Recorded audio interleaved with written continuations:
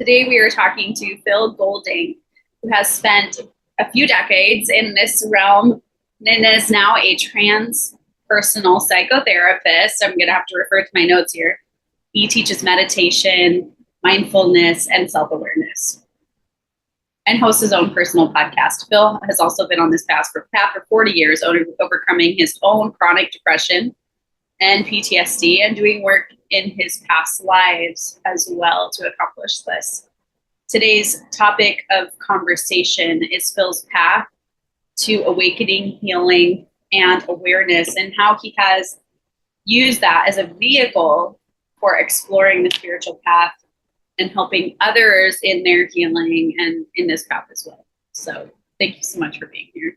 You're listening to another episode of From the Dust with Sarah Decker, a place to explore spiritual experiences and topics. And no, we are never alone. All right, so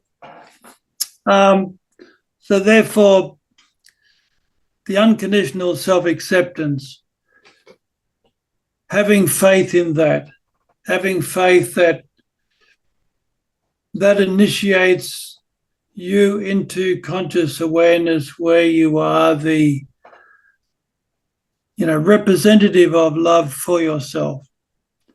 And that enables you then, and it enables me to build that relationship with myself, to then identify, the thought structures that were causing my suffering, no longer identify their thought structures because I could see they weren't unconditional self-acceptance. And so it was easy for me to then pay attention to when I thought that it would cause me this particular pain. And quite obviously, because it was judging me, it was basically, this is the power of our consciousness. We can literally disconnect ourselves or lower our vibration so we're not feeling that oneness anymore. And so when we can be embracing ourselves in that unconditional self-acceptance, we are now embracing ourselves with our love. We are literally being able as awareness to embrace our own humanness. So we have placed our awareness on a higher vibration, which is now able to embrace and lift up our human consciousness into our aware consciousness. And so that I understand now that on a consciousness level, we are operating on different dimensions all at once. And so we've stepped ourselves down into being awareness, which then gets stepped down into being part of this human experience. And at first, the human consciousness and all its survival needs, fears, and insecurities is dominating the show until we can initiate our awareness, wake it up out of the conditioned mind. And awareness has a trump card. It operates on short-term memory. It operates now. And that connects it to the higher dimensions, which are outside space-time. And so, which, in other words, that means it encapsulates all time. And so as awareness now, I can now be facing my mind and be able to embrace my whole mind. So your body's here now, but the mind isn't. The mind is a whole timeline of experiences.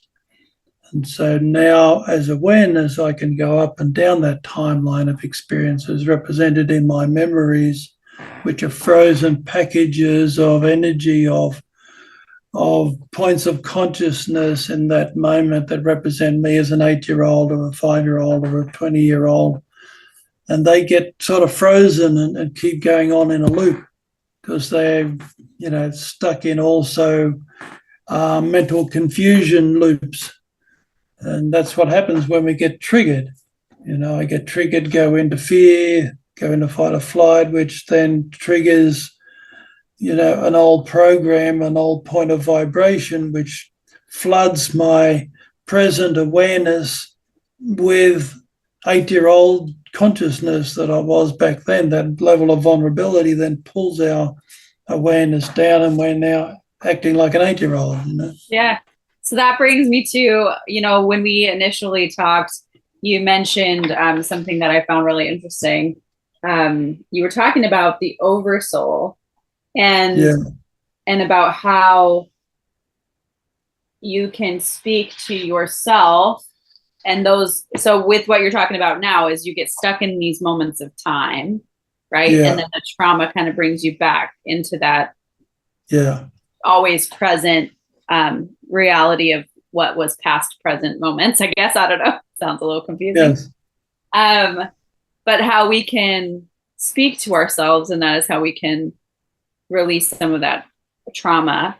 Could you talk about what your concept is of the oversoul, and then maybe how we can, maybe we'll get into how that can help us to heal and speak to ourselves and help ourselves yeah. through. I'll do that briefly because where I want to go with this, because we're still trying to unpack the past life stuff, isn't it? And so Yeah. I'll show you how that all relates and how Yeah. me learning how to look after my own human mind relates to all of this. Yeah. So, but briefly, the oversoul is said to be, on one level, your ultimate potential highest consciousness, before you are then projected into various physical dimensional experiences. And so that's the part of you that is, step down from goodness knows whatever, the absolute oneness of that's just beyond, our abilities to comprehend in this little dimension that we're in now. But then as that were right, now let's project myself into all of these other experiences. And so at that level, there is no time. Time is an experience that we have in this dimension. And so every life is happening at once. Every possibility is happening at once. I can be on several different planets at once, split up into all sorts of different experiences. That's how infinitely powerful that part of us is. That doesn't necessarily represent my higher self. My higher self is perhaps my ultimate potential as a part of this evolution on this planet, in this world, or whatever, something like that. And so that that is what I'm more realistically tapping into when I'm accepting myself unconditionally, which aligns me to that vibration of oneness associated with what I'm trying to do in this world, in this life. And so that enables me, I'm in that mindfulness position now, representing, identifying with unconditional self-acceptance. Doesn't mean I'm very good at it, but I'm attempting to be. I'm identifying with it. I'm learning. I'm an apprentice to that ultimate reality, that potential within me. And so I can then get triggered and know that I'm getting triggered because it's not that peace and calm and love of unconditional acceptance. And plus, learning mindfulness, you're learning to breathe more deeply, slowly, recognizing that puts you in the present moment. And if you're breathing deeply, slowly, it's nearly impossible to go into anxiety because it anchors you into the now. And it puts you in the calm vibration. You're controlling the vibration of your body by breathing deeply and slowly. And plus, you're being open due to the acceptance. And that enables me then to be able to observe the reaction, observe the painful emotions without being them. They're coming into my awareness now rather than my awareness being pulled into those lower vibrations. That takes practice, but it doesn't matter if you get triggered and you don't catch it in the moment. If you pick it up 5 minutes later or 2 hours later or 300 years later, you can still work with it, okay, because time's irrelevant there. And so I pick it up, let's say a week later, sit down with it, accept myself, open my heart, get out my journal, do some reading. I can process it. I can now be the parent to that vulnerable child that I was then. It's like I jump into Doctor Who's TARDIS and I go back in time and be the love that I needed then. That's the power that we have as awareness for our mind. We can literally taking all our memories into our own aware consciousness now, connecting to them, identifying what I needed, and I can then systematically or be with whatever is going to get triggered in the moment and redo the memory. That gives me the opportunity to, there's the pain, there's the confusion. Right, let's sit with that with my heart open and be the love that I needed. And so even though those memories are seemingly in the past, they're not, because the past is now. All of those memories are with me within my consciousness now. That's why I can access them all, because that's the power of oneness. Everything is in oneness. And so once our awareness is initiated through being able to identify with unconditional love or unconditional self-acceptance, that puts us in a higher vibration that enables us to then be surrounding and embracing and being the home and the environment for our mind and body then. But before that, the ego is our potential of consciousness, but it's not aware of itself. It's not awake.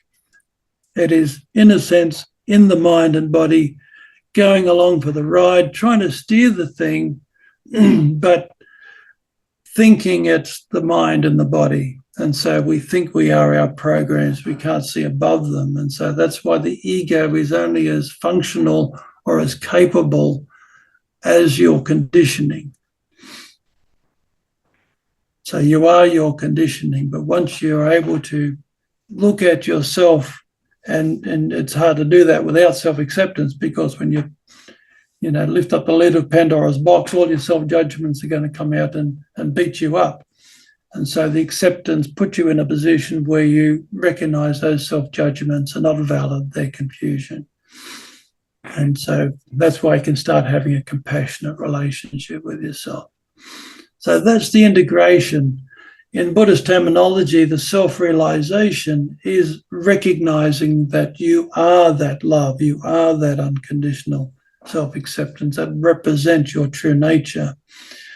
And with those epiphanies, that put you in a higher vibrational awareness that you can then reach down to your mind and pull your mind into that awareness.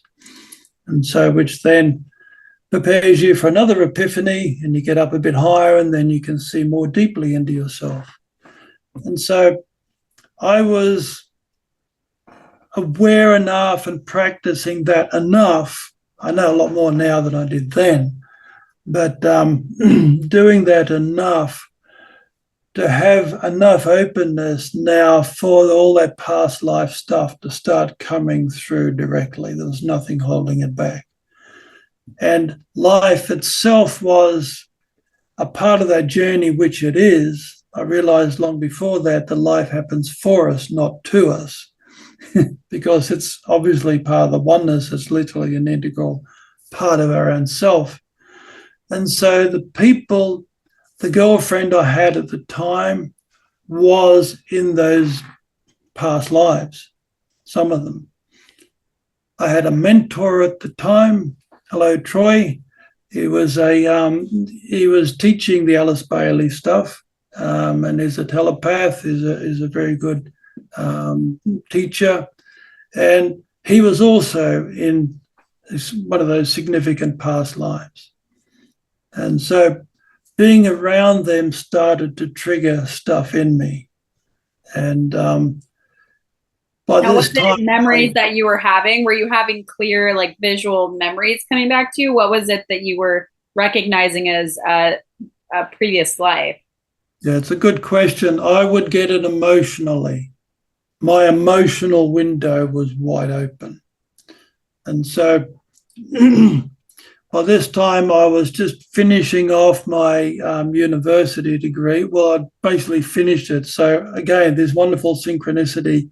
I had this time, and I was starting to lead groups and try to do some counselling, and I was managing Troy Leonard, this teacher, his groups. He traveled around the world doing this stuff, and yeah, this emotional energy started to come through like steam trains, just barreling through me. And I would start to feel these things and act out in like with my girlfriend. I would be jealous, needy, insecure. It's not me. And so, I would be getting angry. I would be, I would just be very quite unstable and having, all sorts of dreams. I'd literally be vibrating with this energy. And feeling things like shame, self-loathing, really deep, dark energies, but aware enough to know that I was experiencing them. You know what I mean? So I knew that I was more than these energies, but they were so strong, flooding my awareness. It was so difficult to be able to maintain balance. And so and I was going to be a part of Troy's workshop at this evening, but I was just too invaded with all this stuff and too conflicted and feeling shame because I wasn't able to function. And so I just ditched that and got in my car and drove out into the bush and just walked, and literally felt quite self-destructive, felt like bashing my head against the trees. But I walked it out in the rain and the cold, and by the time I got back to the car, I understood that I had to let go, I had to accept, I had to stop everything and just let it in. And so I dropped all my responsibilities and went back into my cave and opened my heart to whatever was going on. And so I was able to then start to meet those energies. And again, as synchronicity would have it, I just happened to know a few mediums at the time, just through the circles that I was a part of. And when I was in their presence, they would immediately pick up on all this energy that was coming through and say, we better sit down and look at this. And they would then feel it, get a story, and they'd tell me the story, and that would just click into what I was experiencing and open that up for me. And I was able to then get a handle on and start to get a sense of, yes, this is this energy, this is this energy, this is this energy, and get the handle on the story of the various lives that were coming through and why I was feeling the things that I was. So that was like a whole lesson in understanding PTSD. Because these were all trauma lives. These were all lives that just went pear-shaped, and I didn't pull out, I died in that state. So that was a lot of fun. Yeah, no, it actually makes me feel just a lot of compassion for all of us, because it is becoming more common in even the scientific community to recognize that our DNA has memory and that we carry generational trauma because of those experiences. And that with it comes a certain amount of compassion, I guess, as well in me. But to think that we carry these past lives and with an opportunity. I mean, I think the beauty is that there's an opportunity to heal from them, right? That even though we carry them, that there is a way, there's a way through that darkness. And that the only reason, I mean, I think maybe not everyone's going to experience those things in their life, but in this life, you probably signed up for that, like, let me work through these things. In this life. Like, I want to do that. I want to stop carrying them. I want to actually break through this ceiling I haven't seemed to be able to break through in the past, and let's do this. Yeah. And it's similar to it's probably as common as near-death experiences and other phenomena like that. And it's probably even more common now because there's so much of many of us on the planet for a start, but we're also getting more and more advanced in our consciousness. And so there's going to be much more broader spiritual experiences because our consciousness is getting broader and starting to break into other levels. But I know for myself, I brought those lives in because I wanted to test out the knowledge that I also brought in. I wanted to ground it. And it was a marvelous experience of learning about human nature and trauma and how to heal that trauma. And so I literally had to meet each life just like I would work with a memory and become the mentor and source of love for each of those lives in order to integrate them back into my consciousness. Well, and I want to, along with what you just said, I have to share this because, I shared that experience I had 2 years ago where I was told, well, maybe the opportunity is to realize you deserve love.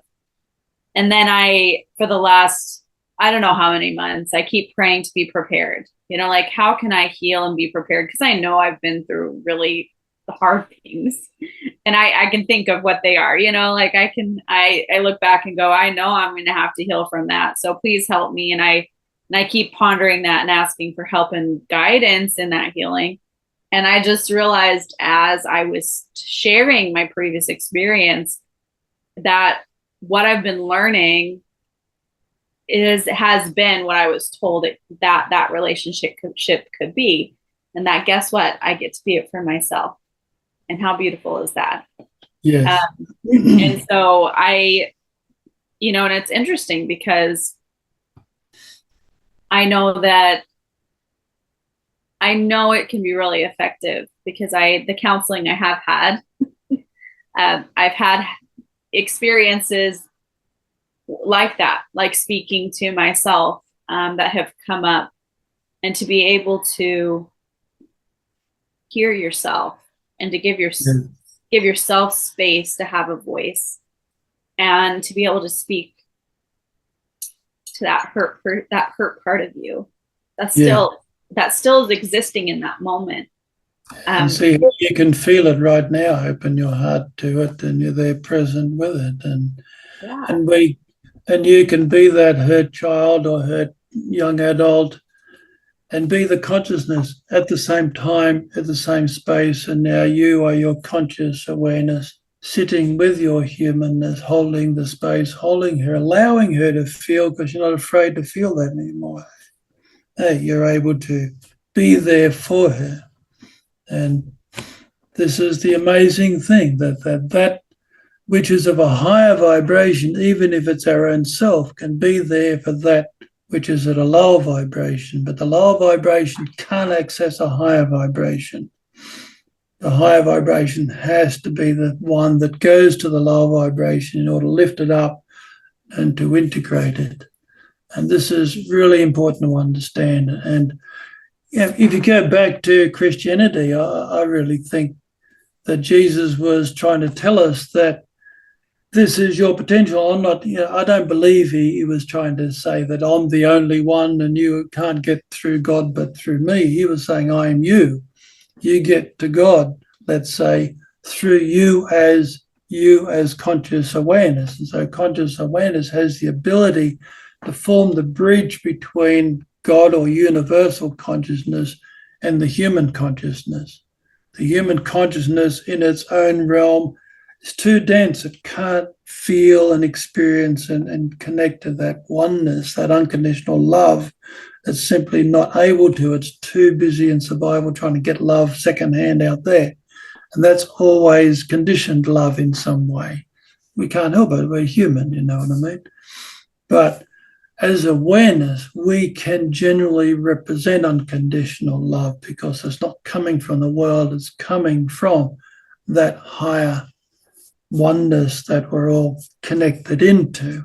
And so the more I'm embracing and connecting to myself, the more early on, I used to be in a trade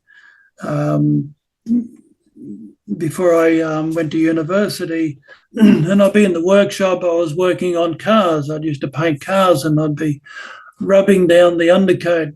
In the old days, that would take about a day to do that, but I'd be on. I was already on the path, learning all this sort of stuff, and I'd be just contemplating on that, blissing out on all these wonderful thoughts, and so I started to get the nickname Smiley. I thought they were being sarcastic because I used to be a pretty reactive, angry sort of person. But yeah, this is the thing. I was connecting to that higher plane. My thinking was once killing me. It was now aligned to those higher principles and literally channeling that energy into myself. And so we can all do that. If we are able to open a heart to ourselves and have faith in that unconditional self-acceptance, unconditional love, doesn't matter if you don't feel it at first. You've got to do it. You've got to keep acting as if, they say in the old AA program, fake it until you make it. They're not meaning that it's fake, but it feels fake because the old mind conditioning dominates the emotions and you can't feel that love yet. At first, you've got to act as that love to yourself every day, like the parent. You might be feeling rubbish in the morning, you don't feel like getting up, but you've got to get your kids to school. You understand that there's a higher purpose to that, and so you do, no matter how you feel, and you've got to do that for your own mind. And I realized that through that experience, my mind is not just this life, it's a much broader thing. And it's all still memory. And not everyone is open to past lives. And everyone, I'm all experiencing that in different ways. There's lots of, reports and studies of kids who experience past lives. They're really, operating, communicating, experiencing that right from the start and very strongly. And for a lot of them, that fades as they get older. But they know so much that you can literally go to that life that is still evident now, and they know things that they couldn't possibly know. And so I didn't have that sort of experience because my lives were way back when, One of them, I was in a lost Asian culture. I was in the royal family.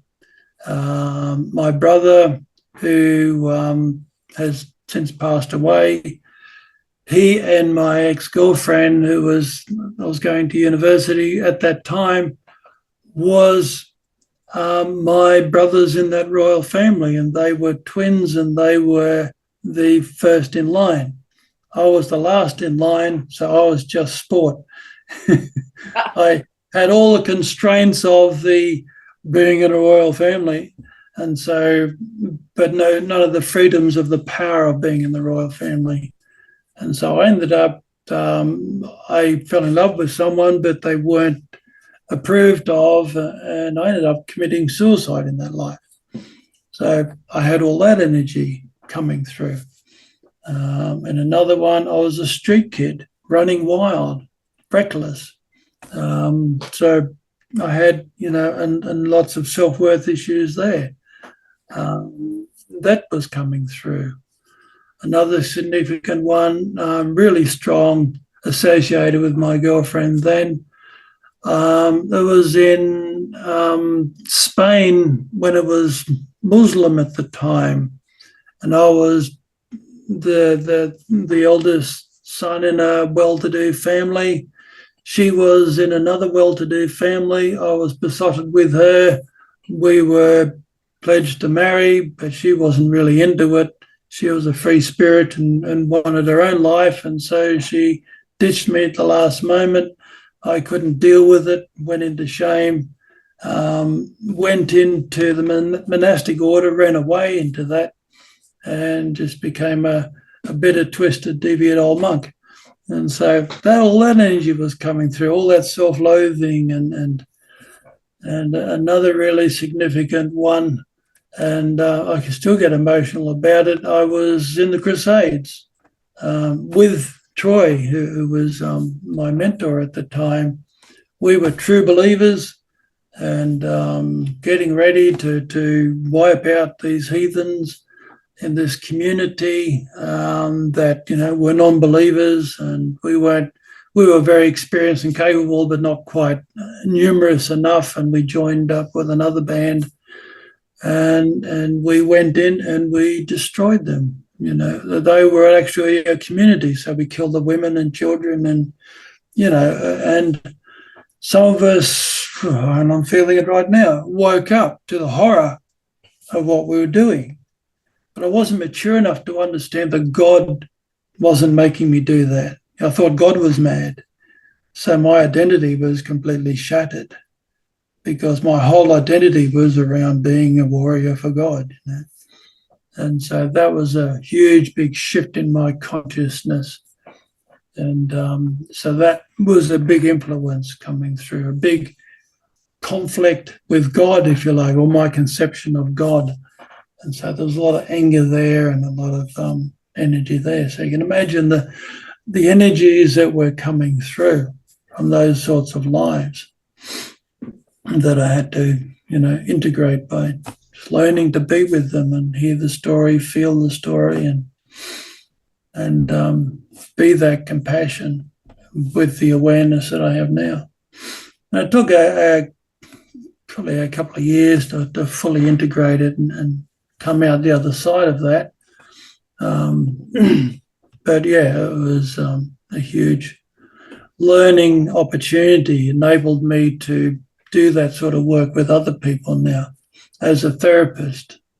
Occasionally I would be working with someone, we would sit present with their vulnerability, show them how to be accepting themselves, open their heart to it, and be able to let the emotions through whilst working with it. And instead of, a childhood memory come out, that'd come out in Rome or 14th century Europe somewhere, you know what I mean? And if they were connected in strongly enough, which they often were, they would be in the energy and the vision of that so strongly that you can run up and down, explore the timeline of that life, and to a poignant point where it all started to go pear-shaped. I would guide them as who they are, their consciousness, the awareness, knowledge that they're learning now, into that period, just like you would with your own memory in this life, where they could be their own mentor and they would talk to themselves about self-acceptance, self-love, compassion, and that they're worthy no matter what. And then give those to that person, step back, and then observe how the whole life changes from that point on with that new awareness. That's like Akashic Records work. And you do that on the other side as a soul, with guides. You review lives and you play with them and learn from them. And you can do that here now. You do that with our own memories. By facing a memory, learning from that, and then having epiphany, your whole life has changed from that moment, isn't it? Because you're now seeing life, you're responding to life differently because you are seeing yourself differently.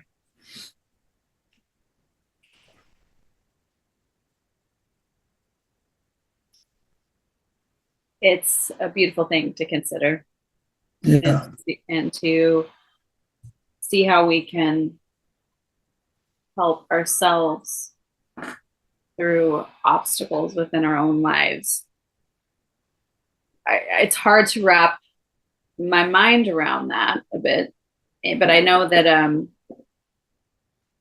just because of, I'm sitting here thinking, okay, well, you changed the timeline. So what happens to the original timeline? That's so interesting. And all the lives that it affected. And okay. And then I was thinking, well, I don't remember what they're called. It's like things that we can all remember because we experienced them. But if you go look them up, that's not the way they happened. Or there's like a term for that because it changed. It's like it changed in the past. after we lived it. Yeah. You know what I mean? So something adjusted. That's right. The original experience is still there. Like, when you're working with your memories in this life, you go to that memory because you want to connect to it for what it is, because you want to know what you needed then. You have to get in touch with the confusion and the pain that you had then. You'll let it in order to know how to care for yourself. But then from there, you can rewrite that memory. You can relive it. As yourself, as your own loving mentor, you can take over the role of being the parent. You can imagine a whole new scenario and contemplate it, and you can feel it, and it can actually take on visions, and guys can come in if you get into that space strongly enough. And so you're literally creating a whole new memory. You're rebirthing your own human consciousness into your awareness. You're now taking over the control of all of that. So you're creating new memories, which then influence how you are looking after yourself now. And so you're just stepping into a whole different reality. It doesn't wipe out the other one. It's still there, but it's just experienced now. It doesn't control us like it used to. It's just now something that we learned from. And a really important thing that I learned from all of this experience is that, the essential principles of awareness are: one, unconditional love. The accepting ourselves unconditionally is an easier step to step into, rather than expecting that we can love unconditionally. We are having a go at doing that, and so we are generally learning to be that. But the other one is total personal responsibility, understanding that my mind is my mind. I am totally responsible for everything I think, therefore feel, say, and do. Doesn't mean I have control over it, because so much of it is in my unconscious. I haven't got a handle on it yet. But that is not saying I should be this or I should get it right, or it's not an impressive thing. It's a validation that I have the potential to master my mind. That potential is real. And this is what's missing in mainstream psychology, understandably, because it's hard to accept things on a fundamental level.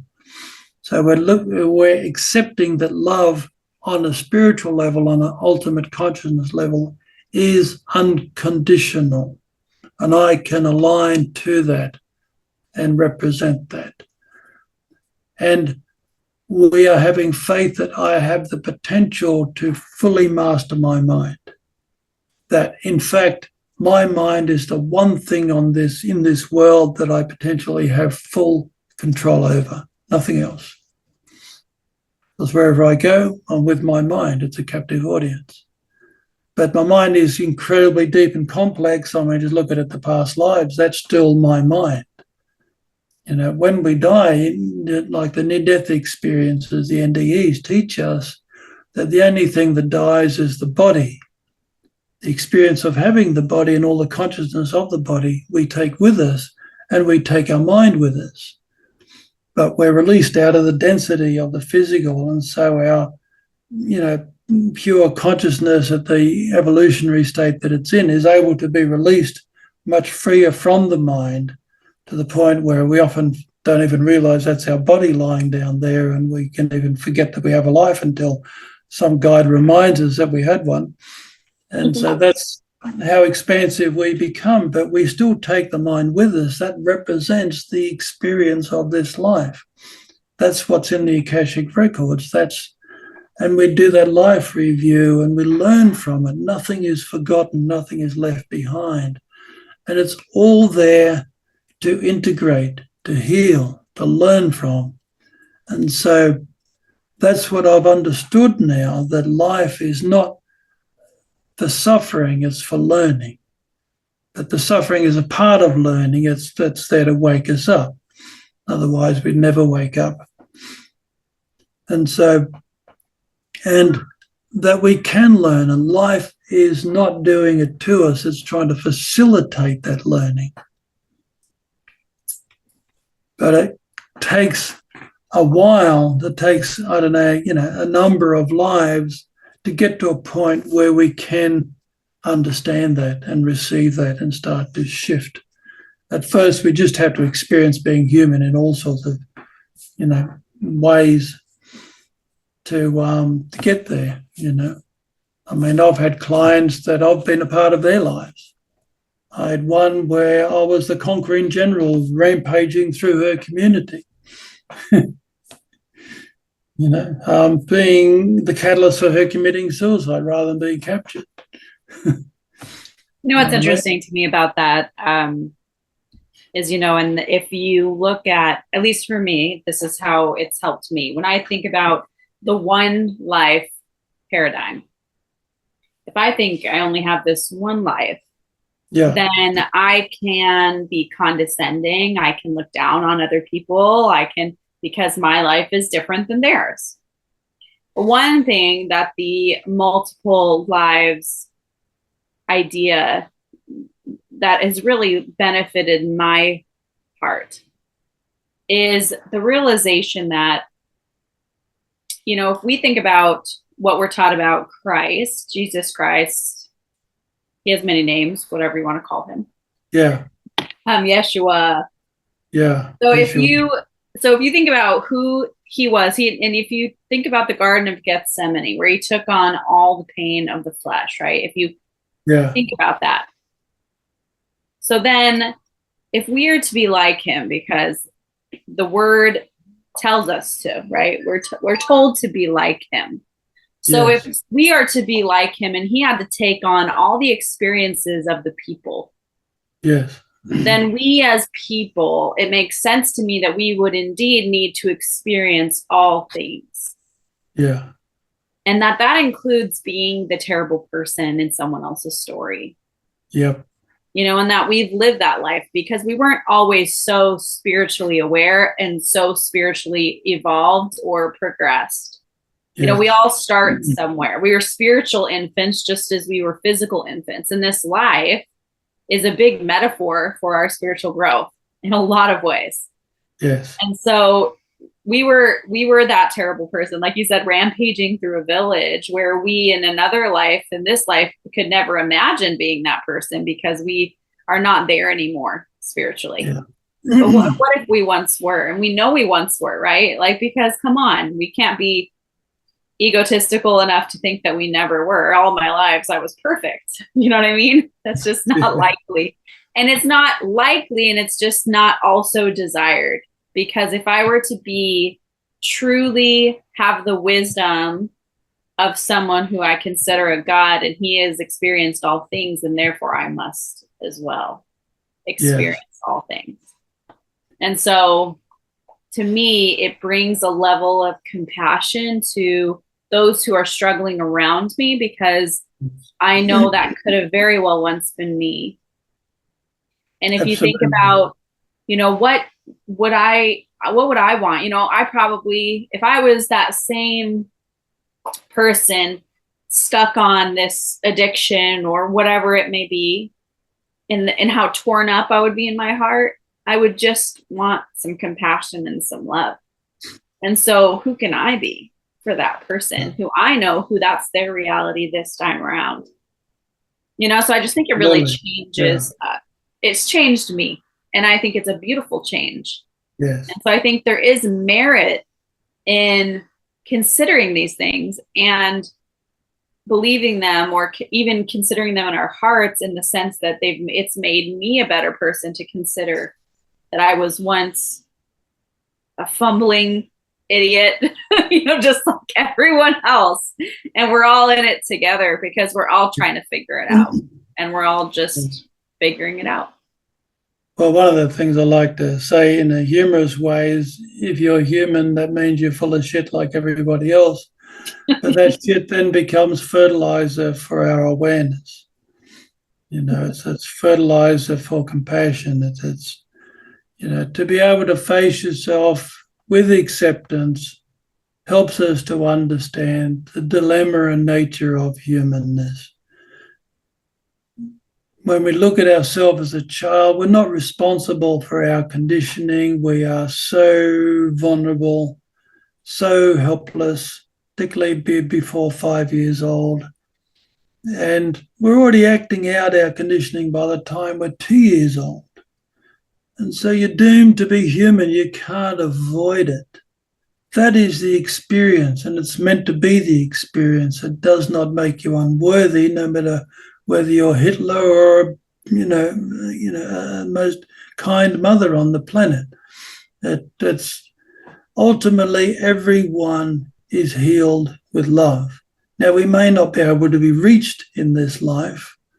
There's a lot of work that is done on the other side, as we are experiencing through the near-death experience reports. And a lot of that then adds to our intuition when we come in. And so, like we were saying, at first we're here to experience. And that experience, nonetheless, is evolving us simply because we have to survive. So we are evolving. We're becoming more mentally capable, more emotionally refined. Our body is becoming more refined. And so we get to a point where we're becoming so sensitive that the body mind consciousness can't hold awareness any longer. We start breaking out because we're just too experienced now. We see too much and feel too much. That's a tough first initiation because we're often breaking down more than breaking out. But we're searching by that stage. We're coming to realize more and more that I'm the most common factor in my suffering. I'm the one that's shooting myself in the foot. And that's hard. And then we break down with that. But then we start to realize, well, I've got to face that. And then when we can open our heart and start facing it by being our own source of love, then the real initiations start to occur. And that's when the real learning starts to happen. And I realized that I'm the same as everybody else. We're all human. We're all in this together, and we're all walking each other home, as Ram Dass liked to say. And that's, compassion, truly getting the spiritual teachings from all the various ages and doctrines in the heart. We all start to understand it on an experiential level. Begins to mean something quite different. And it's about love and harmony and peace and goodwill and integration and community, rather than my God's bigger than your God and my way's right and your way's wrong. It's understanding that there is one way, and that one way includes everybody. And it's such a freeing thing, isn't it? But it's such a hell of a journey to get to that point. And we simply have to take that journey. We're here to do that. And I think that, God is love. And that I've heard that so many times from everyone on these near-death experiences. Yeah. Like, what is God? Oneness. God is love. And love is oneness, or oneness, or everything. That He is all that is, or He is That's love. Right. And I just think that, again, I'll go back to the being like God. There's things that we're told to do as Christians, be like Christ, be like God. And He is a man who loves his children, and He is love. And I think that as I've more profoundly come to understand and love myself and understand the way all these things work, I have more profound love that I have to give outside of myself as well. And in a very more profound way, I think I feel like I've always tried to have been a kind person, but it's different now. Yeah. And often when we're a kind feeling person, we're busy being kind to others, hoping they're going to love us, but we're not realizing that we're continually abandoning ourselves. And so often, and I think it can swing that way. Turn that around and give it to ourselves in order to then sustainably give it to others. Yeah. Well, and it can swing that way for sure. Anyway, well, I really enjoyed this conversation, and we've been at it 2 hours now, I think, at this point. So I don't want to take much more of your time, Phil. I really appreciate your patience with me and all the technical issues we had today. There's obviously so much more we could talk about, but I really enjoyed our conversation and the different, I've watched a lot of videos where these subjects are kind of referenced, but never this clearly explained. And I hope that it really blesses people that listen to this. So thank you so much for being here. Thank you. Thank you for being here. And don't forget to subscribe. God bless.